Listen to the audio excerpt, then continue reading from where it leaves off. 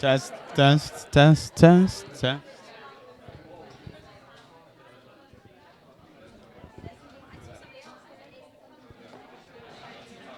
This one's on as well.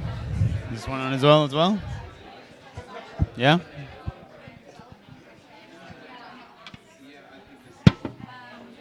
Seems like we've got speakers and there's a point to these microphones, but it's because we're actually recording it. Oh, okay. So there's a reason. Yeah. Hillary, sorry, dude. We get follow up on WhatsApp.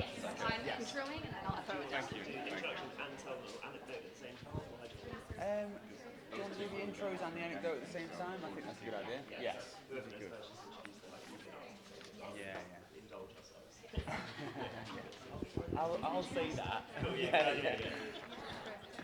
Have we got the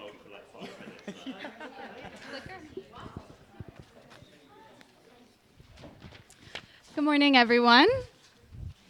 I'm speaking into this because we're recording it, not because you can hear me any louder.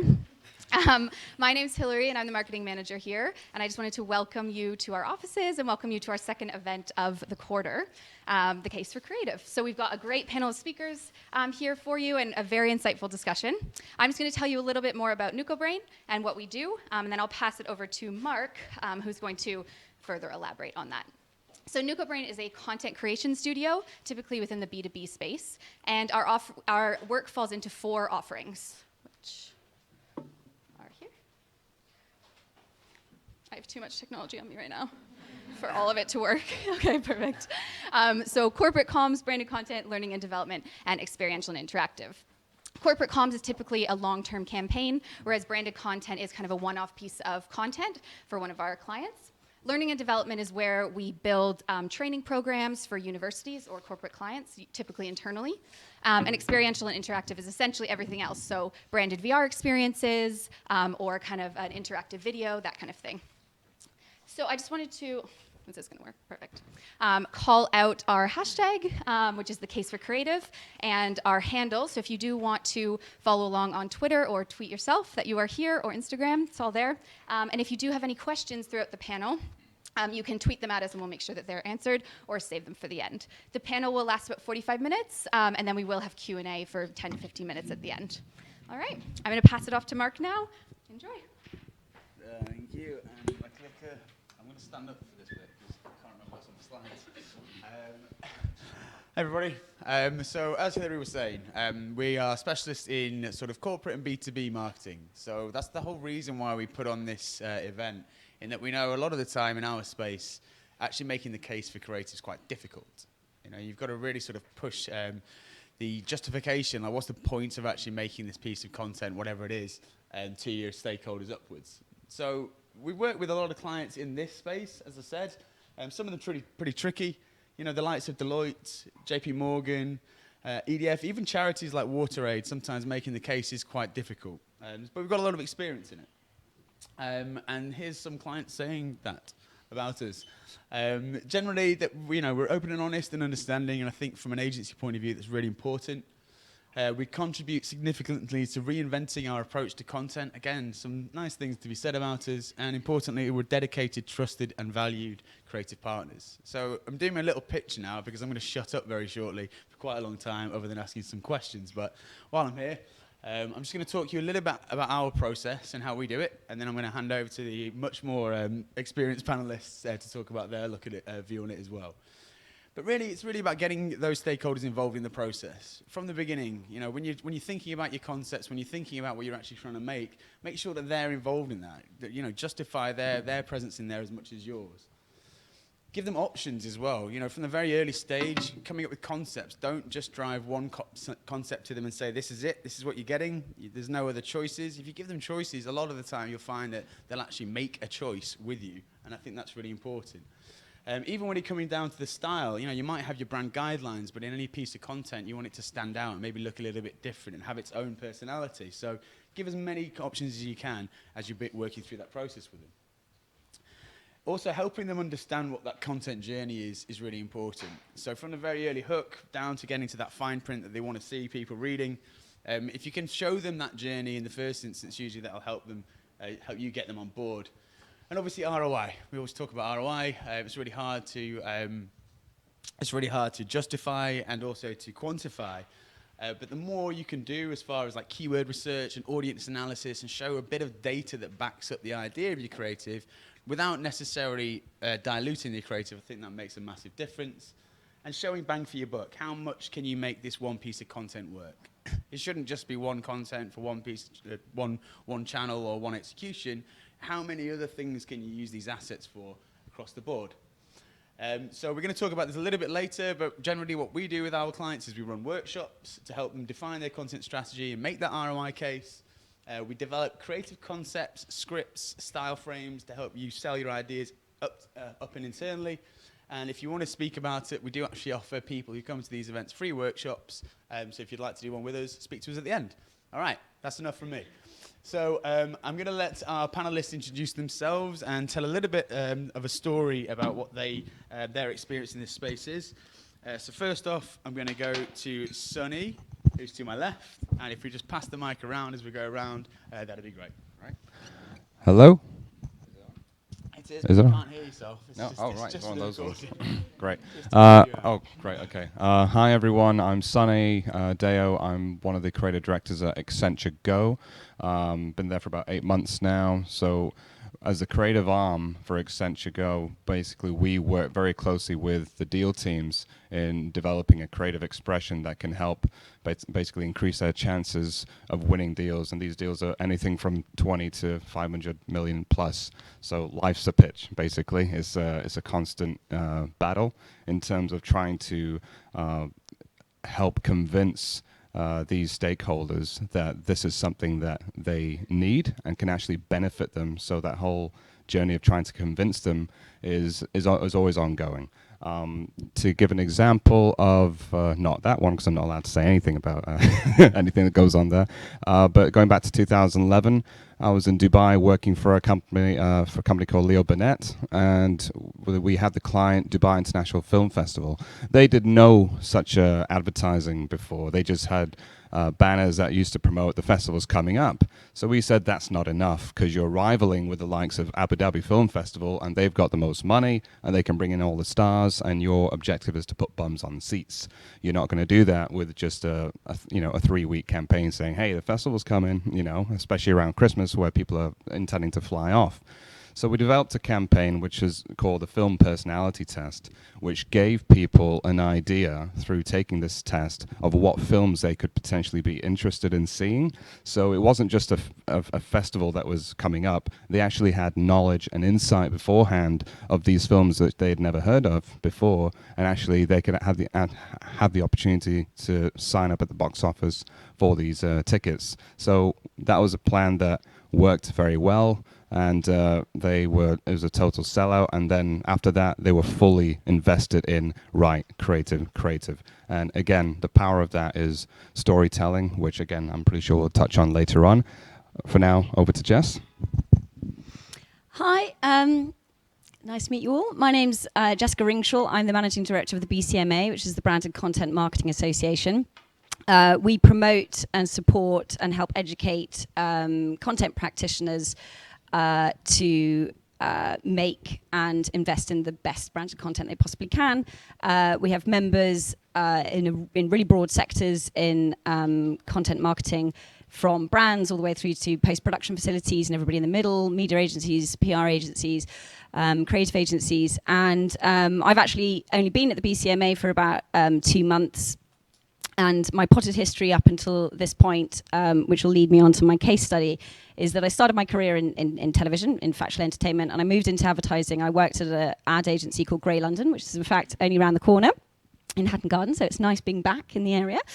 And I was a television producer. I used to make above-the-line television campaigns.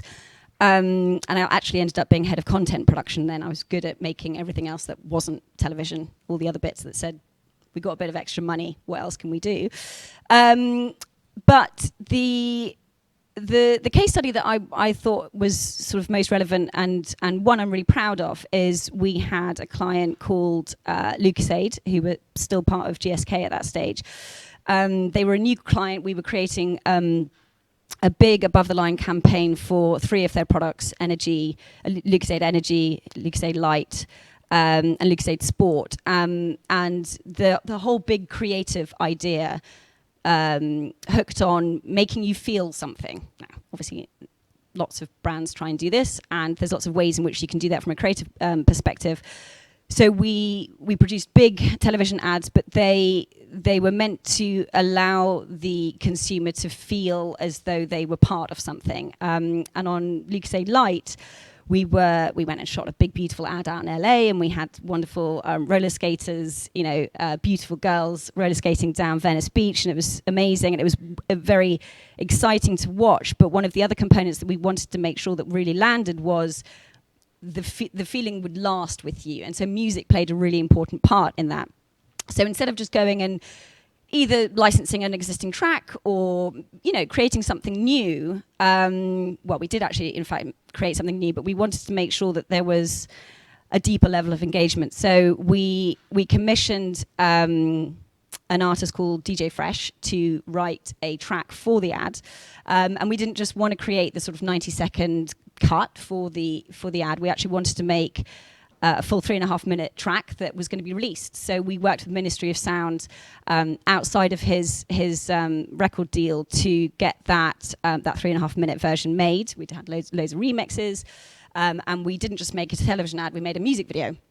So what was really exciting about it is because it was commissioned by us and the way that we constructed the deal, we released the track 9 weeks out ahead of the track's release on sale, and so the only place you could hear it is either on our television ads or on the radio. And so we had huge amounts of PR on the fact that this amazing track from DJ Fresh was only, you could only, and it was just before kind of streaming was really, really hitting the big time. And so in terms of PR lift, in terms of people's engagement with the ads, the fact that they could see a music video brought from us with our wonderful girls in it, and a sort of PR campaign. It was an amazingly successful campaign. So yeah, that's my bit. Thank you. If I pass my mic to you, Julia. Oh, thanks. Hi, everybody. I'm Julia Arenson. I'm head of creative operations at Specsavers, and I'm about 5 months deep. So my previous experience is from BCCP, where I was for 9 years. And if anybody knows that agency, they know that it is a well-oiled machine. But moving into Specsavers, which is a very got a very different culture to VCCP. It's got this brilliant culture. It's a family-owned business. It's grown organically in the creative department. And what I'm really there to do is to bring some of that rigor that we had in VCCP and make sure that creativity really flows through all of our operations. And it's, that's my case study. That's what I'm going to talk about, what I'm doing now. So there's no ending yet, because we're kind of maybe about 10% of the way there. But I think the thing for me coming into Specsavers is really looking at how I can make sure that we keep the essence of what makes that place such a great place to work and makes it the iconic brand that it is, because I think we can all say we know the Should Have campaign, everybody loves it, and it's not losing that magic but giving us the ability to be able to keep that magic in the way that we work. I think about 18 months ago the work doubled in their department, and while all the work could be sort of done by the team and it was quite flexible and people just mucked in, what we've found now is that actually things are getting lost. People don't really understand their roles and responsibilities and how the work flows through, and it's not the kind of thing that we can just kind of that can happen organically. It's really got to have milestones that everybody understands so that they can work within those to really be creative in how they put the work through, and also to get the best possible work out that makes sense. So we'll be talking about that a bit more later. Thank you. Hi, so my name's Jeremy. I'm the co-founder of Nice. Nice is a brand of high-quality still wine in cans that we hope our consumers are proud to be seen with. We are basically disrupting the wine category, kind of one can and one Instagram story at a time. That's purposely tongue-in-cheek. I guess a little bit of a sort of anecdote. I mean, first of all, I'd caveat that I've got a bit of imposter syndrome today because we only founded the business under a year ago. And unlike these guys who've got sort of decade-long careers in the industry, we're really finding our feet. But that might be something that make the stories we tell a bit closer to your hearts because you might be in similar situations. So, little anecdote about how we've used creativity so far. There's a really big kind of food and drink trade exhibition in London called Lunch, and it happens once a year. And kind of the great and the good of the industry go there and sort of basically fight for who can have the best looking stand and who can spend the most on the pitch fee. And as a completely brand new fledgling business, it's just not something we really had the appetite to do. But we did want to go there somehow and make a splash. So rather than pay 20 grand on a stand and all the palaver that comes with it, we sort of set ourselves a challenge of how can we stand out at the trade show. And what we came up with was what ended up being called Trade Show Bingo. So anyone who's ever been to a trade show like that of any kind will know that they're just you default into this kind of non-stop using the same phrases. So the first thing people will say to each other is, how's the show for you? Or have you seen this buyer? Or in the food and drink industry these days, like CBD, CBD, CBD, or gluten-free, gluten-free, gluten-free. So yeah, rather than go through all that rigmarole, we created Trade Show Bingo, and little flyer, went and stood by the train station at XL, and we gave out thousands of them, and along with a can of wine and a discount code or whatever, and we got chucked out immediately for giving the wine away. But we kept on give the flyers out, and the feedback we had was just amazing, and it kind of was the talk of the show, and people still talk to me about it now. And so it's just a good example of kind of an absolute shoestring budget about how you can get creative and make an impact. So yes, my anecdote. Great, thank you so much, guys. Really great introductions there, and I think obviously we've got a great panel here, and that last sort of leads me on perfectly to my first question: how do you use creativity as a brand differentiator? Like, how do you stand out using creativity, especially in a world where there's a lot of similar brands and we're all trying to necessarily sort of find our USP? How do you use it to stand out? Because I've got the microphone, I might as well go first. Basically, as a small business entering a category that has much bigger players than us in it, without creativity, we absolutely wouldn't survive. So it's really at the core of absolutely everything we do, from the brand creation, of course, but genuinely getting creative, like at every step. And so, yeah, for us, it's not really an option. It's not something we have to convince our stakeholders to let us do. It's quite the opposite. It's like if we're not constantly innovating and being creative with absolutely everything that we do, I don't think we've got any chance of surviving, really. So yeah, it's completely at the forefront. I think building on what you're saying, Jeremy, it's like, because you're at the beginning, it's such an interesting phase. I think that's how you're going to slowly build those brand ambassadors, isn't it? Because it's the actions you take as a new company, from your brand to develop your brand, the tone of voice, the messaging, the visual, it all comes together as whether you can relate to it or not. And the feedback you're getting, that's because people can relate to you. As soon as you get that, that's you've already differentiated, and after that you've already that's your brand ambassadors, and then you promote the best advertising there is, which is word of mouth.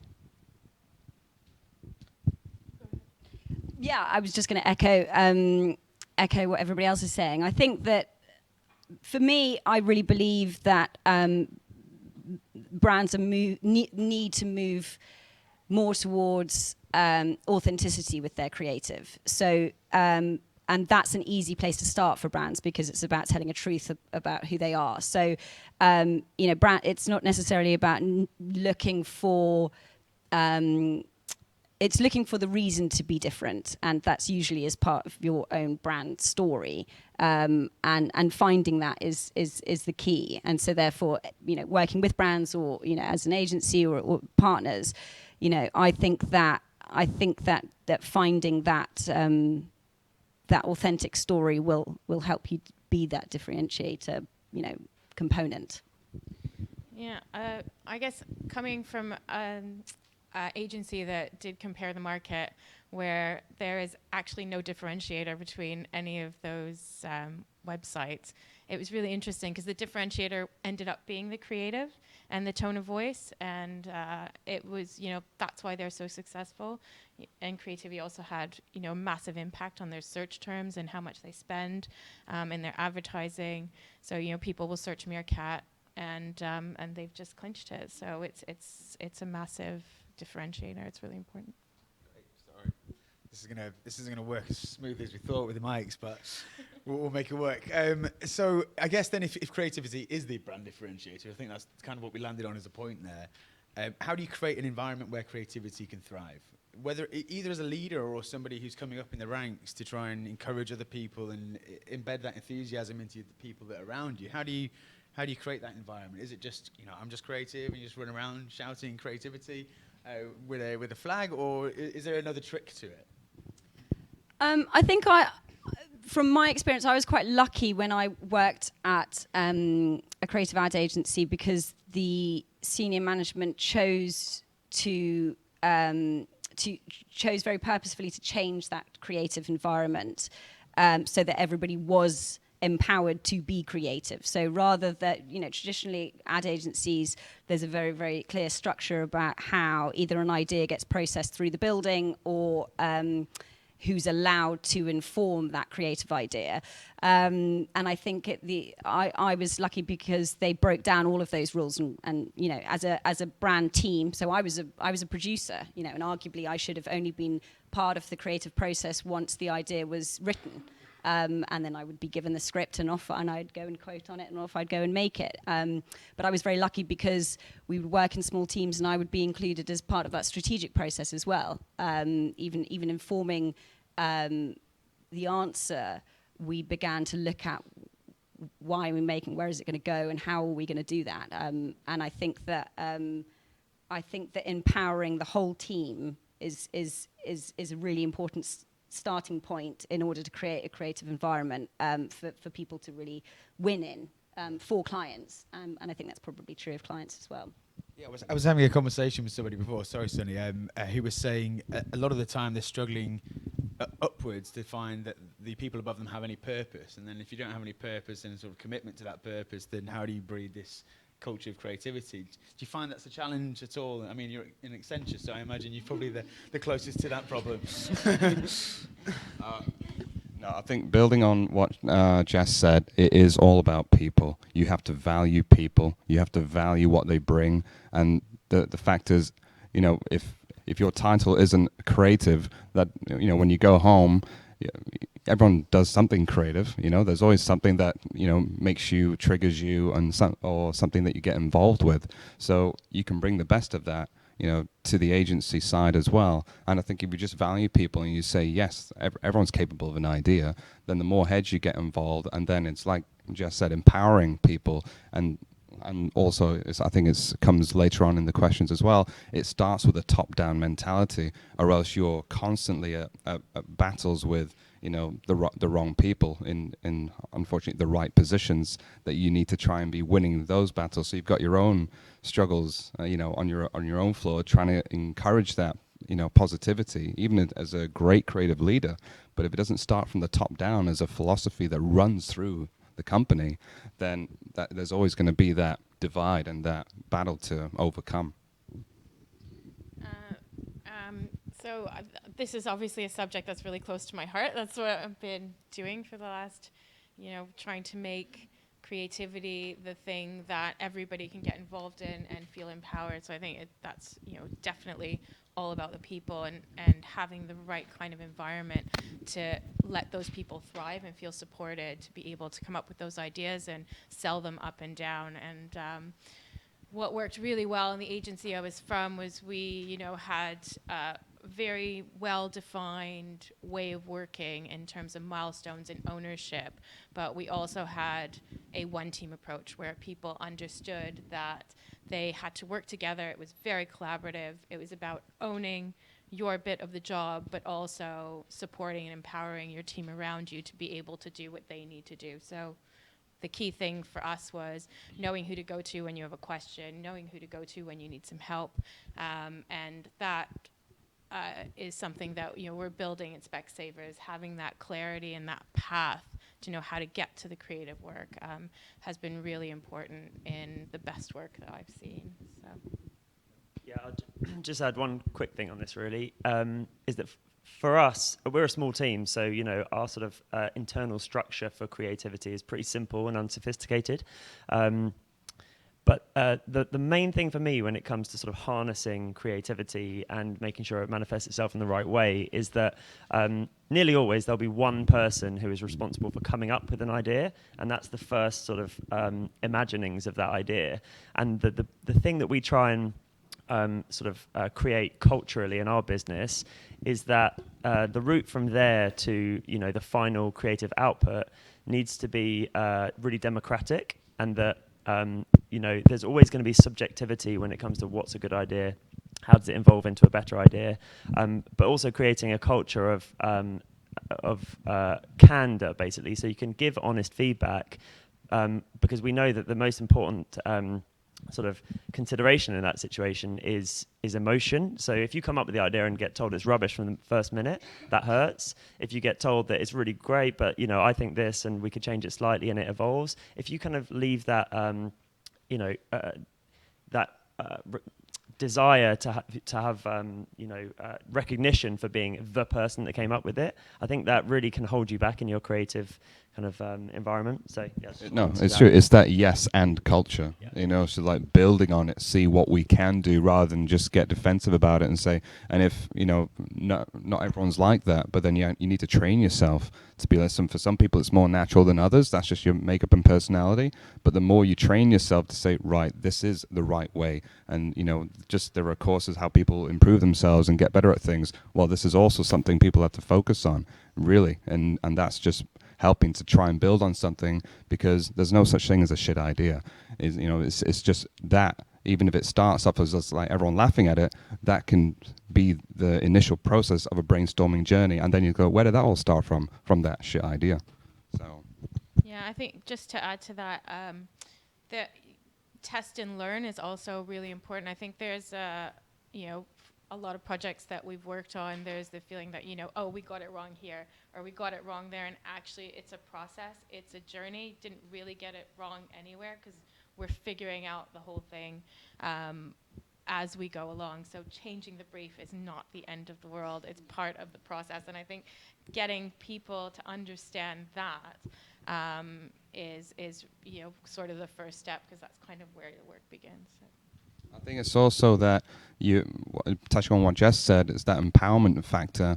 You help the team around you, even if you're the lead creative, ask them to make decisions, make them, try and make those calls. What do you think? Really not pick on the juniors, but just encourage them and to say, one day you're going to be a CD, start putting those actions in process and, develop those leadership skills. So I think the more you do of that, the better. I know we need to move on to other questions, but clearly this is a spark something. The other thing that I one action point I had from a particular behaviour that I experienced in my previous organisation was when we had meetings. Our executive creative director wanted to hear from every person in the room, so you weren't able to just sit in a room and take notes and leave. If it was a creative review, even if you're the most junior person in the room, you should have an opinion and you should be able to voice that opinion, because as you say, there's no shit idea, there's no bad answer, but you also to empower people, you have to be able to give them a voice as well. So I really liked that. Something I've taken through the rest of my career is actually saying, everybody, if you're going to be in the room, engage and be part of it and put your ideas forward too. Great, I love that. And I think what we're talking about here a lot is the people in the creative team coming up with creative ideas, trying to push creative forward. On the flip of that then, how do you go up the chain and say, okay, you're a partner at a firm, maybe you're just on your way out, you're 2-3 years away from retirement, you kind of just want to phase out of there and not really take any risks before I leave. How do you convince them that, you know, this is your big hurrah, your last swan song to sort of go out with a legacy? It doesn't. I mean, I'm giving an extreme example here to make the point, but if somebody's resistant to creative, almost by nature, is there a way that you can convince them, other than just the fact that it's creative? You know, is there a way that we can show them ROI? Is there data we can bring into it, or does it need data? Is it just making them understand the idea? That all depends on the individual. You know, sometimes you're going to need data. They're going to want facts and figures. Others just need a damn good story. And if you can get them on board with that, help them understand why they need it, and then, you know, then the work will sell itself. You don't need to sell. You just tell the story, and then slowly, step by step, you show them how it's going to help, you know, for that transition, or for just that particular campaign, why they need it and why it will benefit. At my previous agency, the way that we would always present work back to clients was we would present their brief back to them. We would answer it with a strategy and say, you know, get them nodding along to our strategy, going, yeah, we buy into that, brilliant, and then show them creative that landed that strategy in every possible way. So you can't really say no because it makes sense. It hits your objectives. So that was how we got it. Whether the creative was right or wrong, that's a whole other story, but at least you can have the right kind of conversations off the back of that. Yeah, we used to call it fake it to make it. So you have to show. Sometimes it's data. Sometimes you go, by doing this, you're going to have an uplift of X. Sometimes, as you say, it's a damn good story, and sometimes we create pull together even just a piece of content, a film, moving images, Steelematic, whatever it's called now, in order to land the idea. But it's about taking somebody along on the journey, and I think it goes back to that creative engagement that if there is resistance, there's resistance because there's fear, or there's a fear of risk, there's a worry about the endpoint, and you've got to be able to take people along on that journey, and you've got to pick the most creative way to do that. And I really believe in data. I really believe in metrics, and that being a component of pushing creativity too.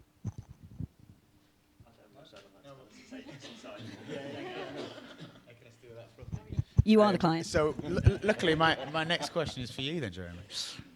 Do you find that restrictions within the alcohol industry curb the ability to be creative? And if not, how do you use creativity to leverage your unique concept, canned wine, which I work with a few Italians. They're literally raging about this. Like angry, like, she's wine in a can. But I think, it gets people talking about it. So, how do you then sort of navigate that? Yeah, so the sort of restrictions on messaging and comms in the alcohol industry, I actually think it's a responsible thing. It's something we take very seriously. And actually, I don't think so. Any of you have worked on messaging or comms for the alcohol industry will know there's a group called the Portman Group, which pretty much regulates the industry and what we can say. And I actually think that. Rather than curtailing creativity, it actually drives you to have to be more creative. So how can you, tell a really, especially for us trying to be a very disruptive brand, is how can you be disruptive without being irresponsible in your tone of voice? And don't get me wrong, we purposefully try and sail quite close to the wind when it comes to what's permissible by the Portman Group, but it really does come down to it drives the creativity, and it would be great to do a bit more like what they do in the US and kind of have no care at all for their moral obligation to be responsible. But I think there's examples out there which which we look up to. Things like brands like BrewDog, I think, have done this really well, where they're super disruptive, and they but they come across in the right way. And so I think it's much more a challenge of things like the Portman Group to your creativity. I can't remember the second part of your question was. Good question. How do you use creativity to leverage your unique concept within the market? Yeah, exactly. So you can imagine that for a brand like ours, we're trying to bring two. I can imagine the Italians are pretty pissed off about it because yeah. Okay. So we're trying to take a very traditional product and a very well-known packaging format and combine the two. And there are plenty of good reasons to do that. But we do have to get really creative. And funnily enough, one of the things some of you have got your airdrop on, might have seen that we've sent around a little bit of creative now. And our whole whole thing is wine in a can. It's a thing. Get some. So I'm sure this will evolve over time, but it's just really like tone of voice led, imagery led, and it's like just say what we're doing. You literally say, do what we say on the tin.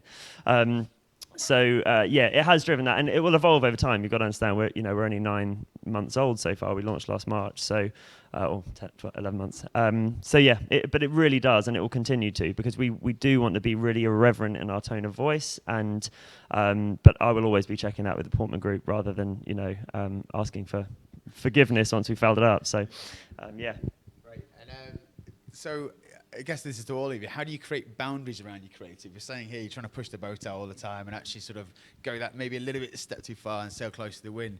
Do you find that you ever go too far and you're like, Sorry to dominate the microphone, but there's a couple of things to say here. One is I've heard it mentioned a couple of times that there are no shit ideas. I actually disagree with that. We came up with one a couple of weeks ago, and this is exactly it. So we did have to apologies now, but we tried to take a dig at Corona a couple of weeks ago because of what's going on with coronavirus. So we had this idea to go and hand out some pink face masks at the Tube, and with some copy along the lines of, be safe, avoid Corona, double entendre. We got it to sort of, when I say creative stage, like internally mocking up some creative. But we sent it around. We knew we were selling very close to the wind, and in concept, it felt funny. And then when you realise people were dying all over the world about it, it very much immediately wasn't. But it is an example of there are shit ideas out there, but also knowing when you have fouled up. And for us, that came by just sharing it around. The feedback was just like, don't go anywhere near that, and it was completely right. So I just wanted to share that specific example that we almost fouled up on. Yeah, okay, there are some shit ideas, but I think in terms of building boundaries, I think that sort of going back to the point of creating the right environment. Sometimes either teams or organisations can fall in love with an idea and want to make that idea more than whether or not it's the right idea for the brand or for the question or for the brief that you're answering, and that's where you have to be really careful. I think that's where, as a team, this goes back to a cultural thing, when you empower everyone, you do need individuals to be able to go, look, you've fallen in love with that because you think it individually stands up on its own, but it doesn't actually doesn't drive anything for the brand. And I think that's the kind of, that's the important bit. That's the boundary. That's where you can't just blindly go and do something from a vanity perspective because as an agency or a team or a brand, you think it's going to get you somewhere in particular. Oh no, you have to. That's the thing you need to protect. I think for me also, it goes too far when you can no longer make a logical connection between client problem and creative solution. I would personally rather sell in slightly weaker creative but on strategy rather than a wild creative idea similar to what you're touching on then, an off strategy, because then at least you're still not harming the brand vision and what they're setting out to do. And as for the creative, you can always just say, oh well, it's below par because the client went with that idea. Blame the client. That's all right. I guess because I used to resource teams back when I was at VCP as well, and I don't want this brief. This is a shit brief. We've heard that loads of times, and what? And I'd be like, what? Every brief's an opportunity. Come on, you're talking to people. Make the best out of it. Do something. And there is a fine line there for what you can actually do, where it makes sense to be the most creative. Where do you spend your energy? And I think that's something, being client side, we really think about. And it's difficult because everybody on the team, we're trying to have a team that's full of really creative people who are really, really passionate about doing great work. And with that comes responsibility to make that great work, I think. But again, you've got to make sure it makes sense for the business. So I think that's sort of that fine line we're always kind of walking on. And so, in a company like Specsavers, obviously going for a while, it's a sort of a household name. We know it well. How do you find working within those restrictions, I guess, of a brand where it's very established? I mean, obviously from Nice, it's new. You can kind of get away with doing what you like and seeing how it runs. But when something's going to be going for that long and you've got an established brand, like how do you then flex your creative muscles and get away with anything a bit adventurous? Well, actually, I think Specsavers is quite unique because they have been really adventurous. I think they've, with their Should Have campaign, they do all this amazing stuff in PR and on TV. So I think actually they're quite lucky, and that's kind of why I'm there, because it, if you look at it on paper, I'm working for an optical brand, but actually everybody knows that it's a household name. I couldn't tell you another optical brand that people love and want to engage with. So I think they've got it right. Do you think there'll ever be a better campaign than Should Have? Oh, well, there's always room to improve and do things differently. Will it be better? I don't know, but I think, things will evolve and need to change. Yeah, brilliant. So how important then, I mean, it's almost a silly question, but how important is this audience in developing creative strategy? Is it, sometimes I imagine, especially sometimes in our world, in the corporate sector, in the B2B sector, there's a lot of internal looking brands. It's like, who are we? What do we talk about? What do we think we are? And we sometimes forget the audience and what they want and like maybe what they're asking for. So how important is it when you're developing that strategy? And is it more difficult to influence stakeholders and executives for a B2B brand over a B2C brand, or are we all just people and what the hell am I talking about? I'll do the second part. Who wants to do the first part again? First part, how important is the audience in developing creative strategy? Yeah, I mean, that's the starting point of a brief is who you're talking to. So it's incredibly important, and it's not just defining the audience at a top level, at a sort of vanity level, and some demographics and all the rest of it. I think more and more it's important to understand. I mean, I'm going to bang on about authenticity all the way through this, I think, but more and more, understanding your audience and what they're really interested in, and is deeply important. And I think that's true of B2B as well, by the way, and I won't step on Sunny's stuff, but but I think that as their audience is audience, and even if you're talking internal comms is as important. There are that shifting and internal culture is as much talking to a consumer audience. So again, data and the different types of research and analytics that you can apply now can actually really inform and be very powerful for a creative journey. Neuroscience and economic. It's how you use that data to inform your creative is really exciting. So I think 100% audiences are still is the starting place. I think. Yeah. So from our perspective, again, always approaching it in a slightly less sophisticated way because of how young we are, but it does also come down to identifying who the audience is and then whether the creative is fit for purpose for them. So anyone who's seen our brand already who will see it going forward can probably tell that we predominantly target women.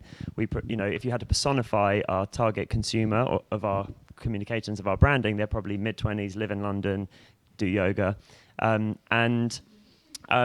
but when we see our data come through from someone like Sainsbury's, we actually see that the personification of that person is probably late 30s, probably early stage family, commuter. And then the other thing that we have always done since day one is we pass everything through the Debbie May test. And Debbie May is my mum. She's 59.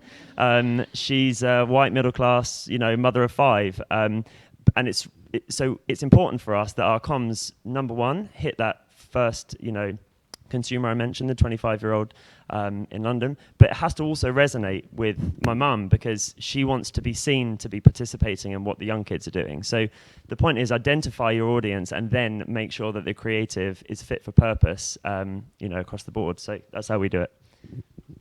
I think it's been about 20 years now, but trying to sell in work from B2C to B2B, and it's the challenges are always just the same. How are you going to take them along, a journey of thought? How are you going to just tell your story and connect with them? It's all about connection. I mean, we were talking offline before, weren't we? Just about we're all people. It's people at the end of the day. The more you can leverage that, a relationship, and take them on a journey where they can actually buy in, then you can worry less about the creative. As long as you do your job on creative, it's fine. The hardest part is telling, which we all call as selling.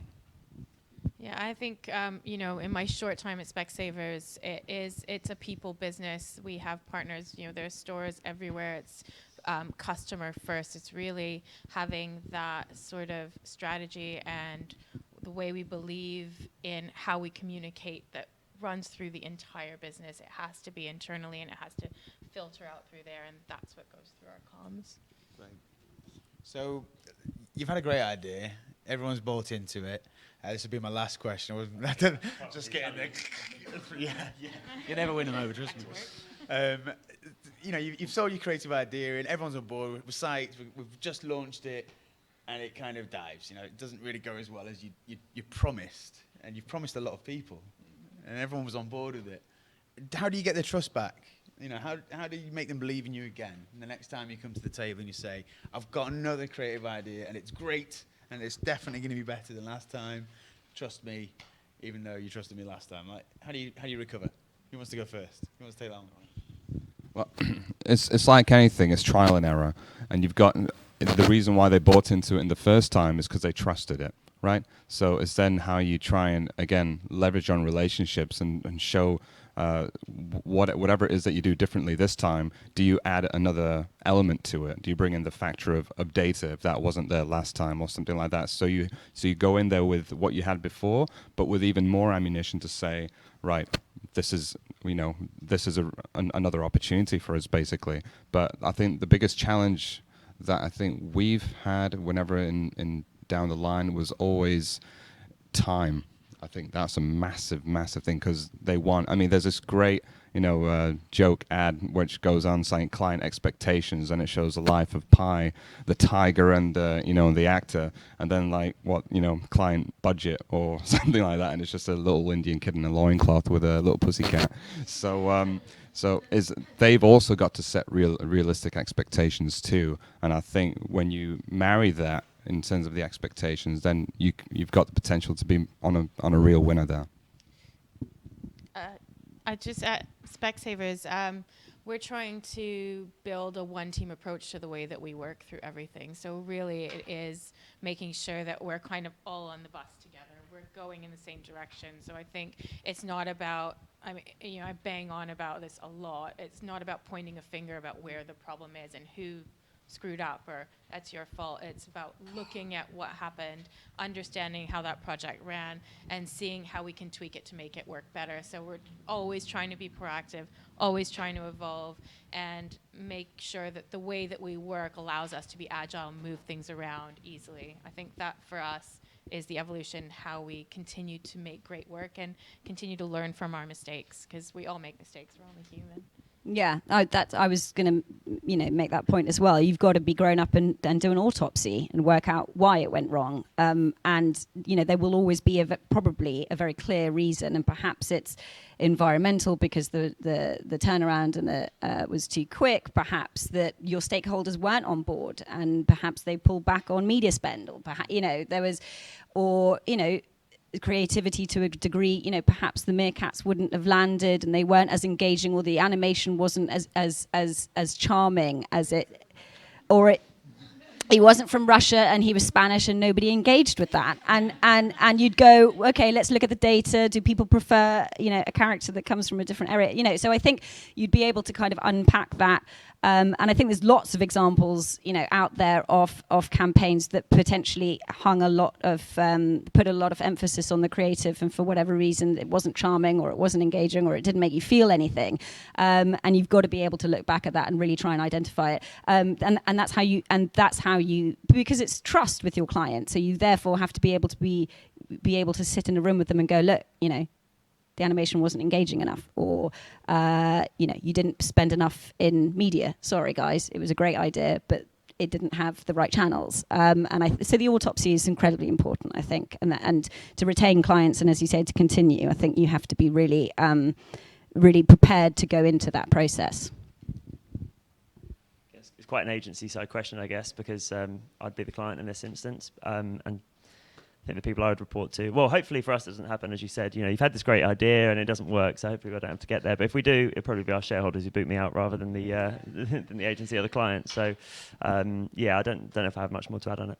Okay, great. Well, I think we may be out of time on the panel side of it, but we still have time for questions. So if Hillary takes a roving mic and people put their hands up for questions, we will pass this mic down this way. Hands up. Who has a question? Yes.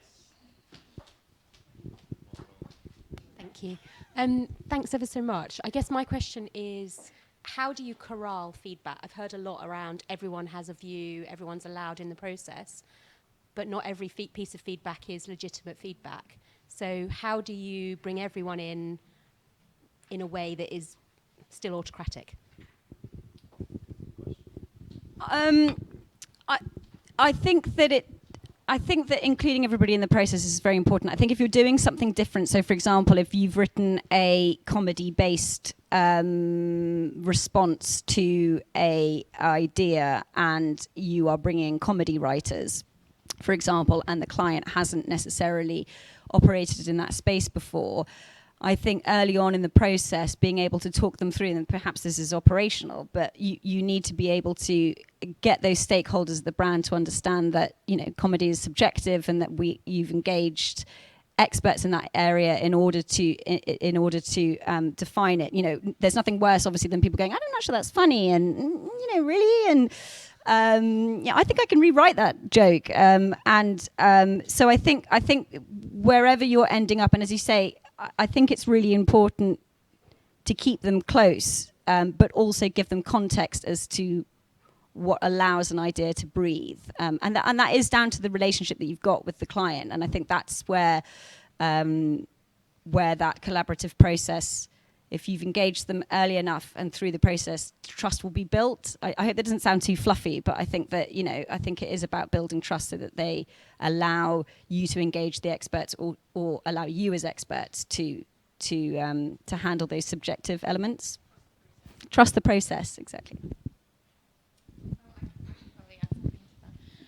So I think I think the worst situation is you've got so many voices in a room that you don't really know what to do with them. And really, ownership is really important in that situation. Understanding who actually is going to corral that information and digest it to make it something that people can actually work with. So understanding who owns, the way we work is we've got a core team of people and they lead the group. And they take all the information up and down from their group. So you've got, in creative, you've got the creative director. He or she is responsible for making sure that information is there. In creative production, we've got that. And making sure all the specialists have their voice. And in the end, that core team will make a decision about how that information gets shared and how the teams and the work gets debriefed. So it is about making sure that everybody can speak, but everybody understands what that environment looks like. That's my boring operational answer, sorry. Any other questions? Shy? We've covered everything. There you go. When you get a client who doesn't really value creative, so like specifically a corporate client who just sees it as colours and a logo, have you got any tips to kind of bring them on the journey or try and get them engaged? And because sometimes you presented it and it's just tumbleweed and they look blankly at you and just go, yeah, great. It's a journey, my dear. But it's like how you implement, the philosophy. It's got to start from a top down, and if that can start the wheels in motion changing, then great. But with this, you just got to get them in the habit of what they're going to keep seeing, and then just keep trying. I mean, it's a constant battle in terms of what we do over there at Accenture, but we're starting to turn heads. They're seeing the value of creative. They're seeing the value of storytelling. and the feedback we're getting now is actually, incredible. So, but that's from just constant reinforcement. If we just kept giving them the cliche, then we're not doing ourselves any justice. So that's the only advice I can really say on when it comes to corporate. Just keep reinforcing the story factor, and slowly until they come to you and say, you know what, actually that makes a lot of sense. It will happen.